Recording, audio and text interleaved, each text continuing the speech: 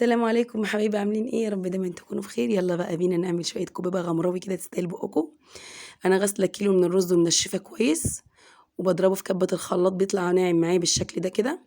معايا هنا في البوله دي كيلو من اللحمه، عليها ملح وفلفل وكمون وجوز الطيب وحته دهنه.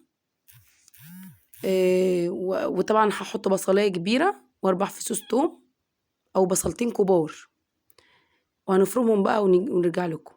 بسم الله، فرمناهم اهو يا حبايبي. اللهم صل وسلم على سيدنا محمد وعلى اله واصحابه اجمعين.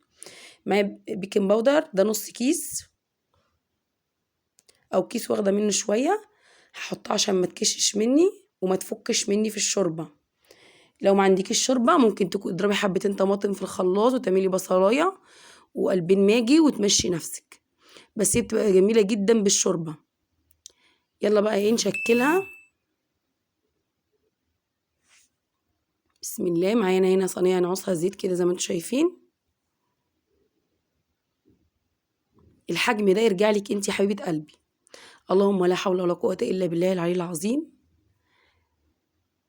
اللهم صل وسلم على سيدنا محمد وعلى اله واصحابه اجمعين. هتكوريها حسب الحجم اللي انت عايزاه.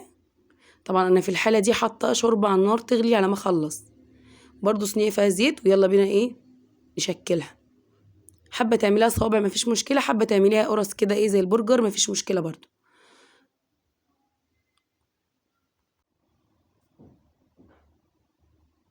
طعمها تحفه يا جماعه، انا جربتها بصراحه وطلعت جميله، قلت اعملها معاكم على القناه وما طولتش الفيديو. هي سهله جدا. عندك كبه اضربي كله في بعضه، بس انتي تنعمي الرز في الكبه الاول عشان انا قبل كده غلطت الغلطه دي، وعايزه اقول لكم عليها عشان ما فيش حد يتعب في العمايل بتاعتها. لازم تضربي الرز الاول في الكبه بتاعت الخلاط، تنعميه زي السكر كده، سكر البودر. تمام. بشكلها زي ما انتم شايفين كده، قرص كده زي البرجر. طبعا بتحطي زيت عشان ما تلزقش في بعضها وتبقى جميله.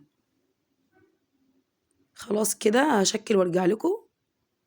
خلصت الكميه كلها زي ما انتم شايفين، ما شاء الله جابت لي حبه حلوين. كيلو اللحمه يا حبايبي المفروض احط 2 كيلو رز، بس انا ما حطيتش غير كيلو واحد رز، انا بحبها كده بالمقادير دي. بترصي بقى ايه الشوربه لازم تكون بتغلي، وترصي الواحده جنب واحده واحده جنب واحده بالطريقه اللي انت شايفاها كده. ولو عايزه شوربه زودي لها، بس هي الحمد لله ما عايزتش شوربه.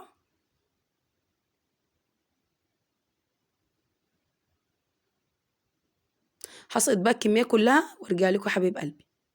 خلاص اهو رصيتهم اهو يا حبايبي في الحله. ههدي النار بقى بس مش قوي، نار وسط كده، واغطي عليها. اول ما تغلي هوطي النار. خلاص كده غليت اهي. هوطي النار بقى عليها عشان ما تتلسعش من تحت. خلاص كده استوت يا حبايب قلبي، والف هنا وشفا على قلوبكم يا رب. طعمها جميل جدا جدا جدا، اولادك هيحبوها بامر الله. ما تنسونيش بقى في اللايك والشير والاشتراك في لو ما اشتركتيش، وفعلوا زر الجرس عشان يوصلكوا كل جديد في رعاية الله وامنه.